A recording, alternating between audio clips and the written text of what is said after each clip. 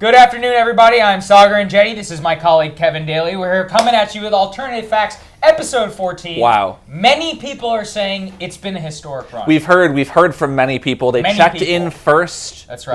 When they let us know this is an historic run. So here's what I want all of you to do. In the comments section, I want you to leave me as specific as possible your location. If you're on your iPhone, I want you to drop a pin and I want you to share your location with me. Do it now. If you consider yourself a deplorable, I want you to let me know That's essential information. No, that's absolutely essential information. Also, on our last show, somebody checked in as a deplorable from DC. I'm inclined to believe it's the President of the United States. I'm expecting a tweet from the @RealDonaldTrump handle at any moment, to be honest. So, Mr. President, Mr. Trump, please tag us whenever you do tweet about our show. I know you're watching. We love you so much. All right, so episode 14 is going to focus on Trump's speech at the United Nations. We're going to talk about something that Trump emphasized in that speech.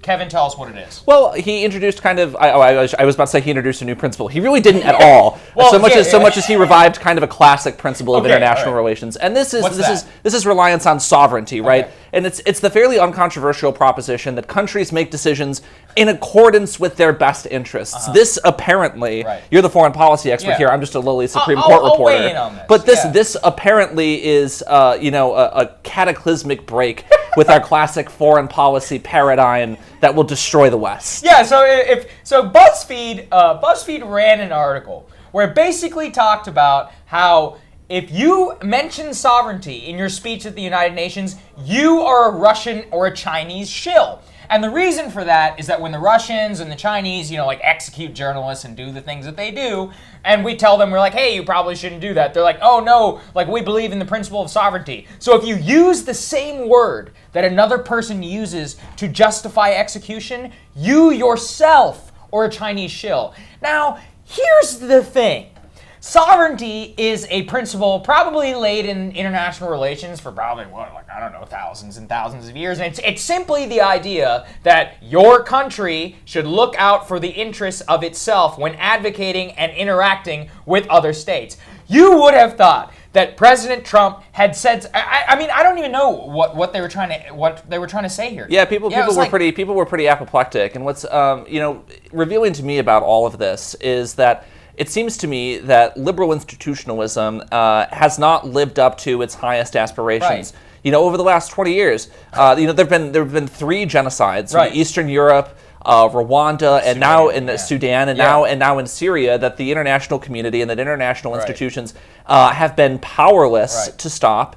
And here, President Trump, points out that, perhaps in light of these massive failures, we should shift our foreign policy paradigm. And the media is absolutely apoplectic. And the reason that I think that's revealing is that media should be a space where we explore different ideas, where we examine our assumptions. And instead, it seems, especially in the foreign policy area, that media is just becoming a space where the failed conventional wisdom just calcifies. Absolutely failed conventional wisdom. Donald Trump said something absolutely radical, where he said, I will always put America first, as I expect you to. And they were saying within this BuzzFeed article, quoting experts across the gamut, talking about, oh my gosh, this is going to make our jobs so much harder when we tell other countries what to do, blah, blah. Guess what? They already don't listen to us. But let's see how CNN decided to handle this. And what they did was their immediate reaction after the speech was to compare it to a Russian and a Chinese talking point, a radical break with American foreign policy. Read A Radical Break with Barack Obama. And I want you guys to check it out because I think it's just so egregious.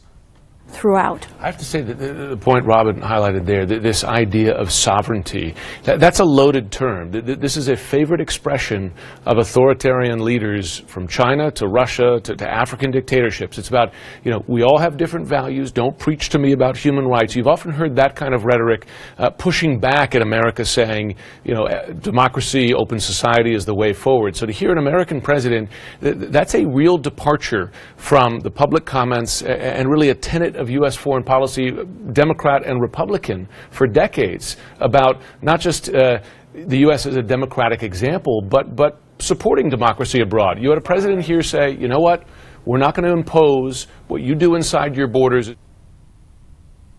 That Jim Sciutto. Yeah. That Jim Sciutto. Jim is CNN's national security analyst. He's also a former diplomat for the Obama administration, something he doesn't really mention that often. But what you just saw there was the complete apoplectic nature of the national media, and it's just as Kevin said, with the foreign policy media, that they cannot handle the idea that the United States is a state within the unitary system that would actively try and promote its interests. When the president talks about how he's anti-free trade, they're like, oh, but free trade has been so great for millions. It's like, yeah, but a lot of those millions happen to be in China and not here in the United States. Sure, this is a calculus that's conducted with regard to the trade issue in blood and flesh. Exactly, yeah. It's like this universalist. I mean, what it really comes down to is a lot of these people, they don't think of themselves as Americans. They think of themselves as like this universalist, neoliberal, an American only within that context. Cosmopolitan. Yeah, more at home in a foreign capital than they would be in some places in this country. And you know, I'd further say, and I encounter this issue a lot at the Supreme Court, I wonder if some of these reporters have become too close to the institutions and to the persons that they cover, to the extent that they have completely aligned their reporting with the goals and assumptions of these institutions and of these people, and they aren't really willing to do the kind of critical thinking that we would expect of good reporters. So I wonder if they've come just a little too close to the State Department, the Defense Department, and to the foreign policy blob that's based here in D.C. Yeah, no, you're absolutely right, Kevin. I think this is a good segue to our second bit here, where it's talking about, I'm sure many of you saw, Jimmy Kimmel decided to become a healthcare expert this week. It was great, I guess. Basically, Jimmy Kimmel, he was basically held up his example of his son, who's had several open heart surgeries. I think he has a congenital condition. Something to that effect. And he effect. established some sort of like obscure test that a bill has to pass in order for it to pass, I guess, his test. In order for it to be like good. Yeah, and I think I have a tweet up there that I want you guys to see. It's from Jay Koss. He writes for the Weekly Standard. And, he's not some reactionary guy by any means. What he's basically talking about is the pervasive liberal political nature that has gone all over late night TV. I mean, we used to watch guys like Jay Leno. Jay Leno, he used to go after President Bush. He used to go after, he was kind of an innocuous, kind of a banal guy, but like, at least it wasn't, I don't know, we're in straight advocacy mode right now. Do you know what I mean? Like, Jimmy Kimmel's out there tweeting the phone numbers to different congressional representatives, lobbying against a bill, and he's using ABC as a platform to do that. I think I saw that he's dedicated at this point over 20 minutes of his recent monologues to discussions of healthcare. Yeah. And in the first place, as Jimmy Kimmel himself admits, I can't think of anyone less qualified than Jimmy Kimmel to talk about healthcare. I'm qualified to eat pizza, and that's all you're really qualified to talk about there, Jim. And what else is so frustrating about this is that it is further evidence of the intense politicization of every public space in this country. The NFL, is now a forum for like political debate. And the reason that's so frustrating is because in a free society such as ours, you expect to have some spaces that are not political in nature and that are open strictly to civic fraternity and to civic association and to civic partnership, spaces that are non-political. And I think that the politicization of every single public forum that exists is a characteristic of an unfree society. This is one of the worst So like things. when I eat like a Chick-fil-A sandwich, and eating a chicken sandwich is somehow a political statement, it's over. Yeah, no, it is. It is literally over. Yeah. And what I love about Jay's tweet is he was like, man, I used to go to Conan for 20 years. Conan was just a redheaded dude who went to Harvard who was pretty funny. Right. He was just a witty dude. And now it's like, oh, gun control. I don't think we should live. I'm like, Conan, spare us, dude. Seriously, like, go drive around in a Lyft with Ice Cube. That's hilarious. I'll click on it every time. But more and more and more people like you are coming home, you're sitting down, you're turning on the TV, and you have propaganda spewed at you, and nobody wants it. That's not what people have asked for. Yeah, and it also speaks to the intense power that the left has, even when it doesn't have political power in this country, because even if it loses control over two of the three branches of government, it can still retreat to its enclaves in New York and Los Angeles and set the tenor of our entertainment and cultural production and exchange. I love, Kev talked about how 20 minutes of Kimmel's show. Do you know how many millions and millions of dollars in free ad time that is?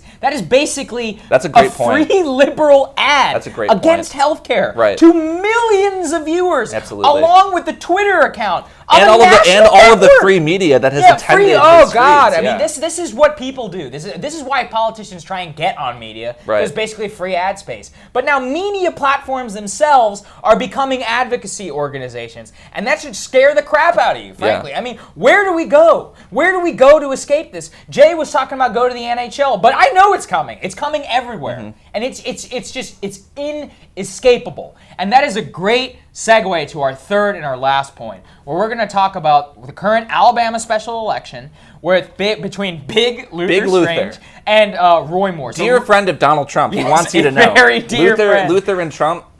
Yeah, like this. Apparently. So Roy has been taking a lot of crap in the national media for some of the statements that he's made in the past about his views on traditional marriage and all this stuff. And Kev felt really strongly about this because it, I think, is exactly what we were talking about in the first bit, where people have completely lost their connection with the rest of the country. And sure, whether you agree with somebody or not, but there's this vilification nature within the press that I find so disgusting. Sure. So tell us about that. Sure. So Yeah. as we say, Roy Moore's a Republican candidate for Senate in Alabama. He's a guy who's been well known to me for kind of a while. He was formerly Chief Justice of the Alabama Supreme Court. I'm a court reporter. I spent a lot of time in the courts. And Roy Moore's a controversial figure to the extent that he was removed from the Alabama Supreme Court not once but twice because he failed to do his judicial duty and abide by judicial orders. So even in Republican circles, and I can tell you in like Federalist Society circles, he's a controversial figure. Roy Moore, in his public life, has made a number of very controversial statements. Most recently, for example, he has talked about his support for anti-sodomy laws and his belief that homosexual relations and gay activity should be illegal. That is not a view I think that is taken seriously by much of the country, and that's very understandable. But what is kind of been upsetting to me in recent days is that there has been this massive influx of East and West Coast reporters who are visiting Alabama for the first time in their lives. Ever. Yeah, Let's be real. And they meet Roy Moore, and they're like shocked to discover that there's a candidate for high office in this country who holds retrograde views. Yeah. And the kinds of statements that he makes and the kinds of things that he stands for, right? The belief that a public official should order his life to God, the belief that however much certain quarters of the country may tolerate LGBT ways of living, Sure. that there's a significant portion of this country, and I totally agree that it is not within the mainstream of politics, but there's a significant portion of the country that vigorously disagrees with that. That says, we think that public officials should stand for their religious beliefs. We think that homosexuality in public life is not okay, and there are all of these reporters who are like shocked to discover that there are people who believe this, and that it's somehow a story that people believe this. And what it further shows to me is that reporters genuinely don't understand, and this is the part that really gets at me, how tenuous and how precarious and how insecure the social victories that the gay community has won in recent years are. I know that there are a lot of people in the LGBT community who intimately understand that and who work in political life every day to secure their victories permanently. But the media establishment is somehow shocked that there's still a fifth of the country that's not okay with the LGBT community and that wants their leaders to fight the LGBT political lobby. And I can't believe that that's true. No, I'm so glad that you laid that out. And I think what's even more important is just everybody watch. If Roy Moore wins this primary, they will talk about how, oh my God, Alabama recedes to its roots of hate, etc., etc. They've never left, is the point. They will cast every person who voted for Roy Moore as a sexist bigot who endorsed his words and his violence of his words that are now apparently violence according to some by their vote for him. And this is just something that it's just like with Donald Trump and with his statements on Muslims, etc., etc. So with some people, these are things that they look past. I mean, Roy Moore doesn't just stand against homosexuality. Maybe, and it's exactly like you said, maybe they're voting for him because he has stated, I believe that a public official should serve God first, right? Yeah, I mean, right. that is an appealing view to many people. Right. And I just think that It's exactly as you said. You know, it's like this campaign tourism where people come on down to Alabama for the first time. They're like, "Oh my God, look at all these hicks!" You know, and then stick a camera in somebody's face and embarrass them on national television. Right. And it really is the disdain which that they treat these people.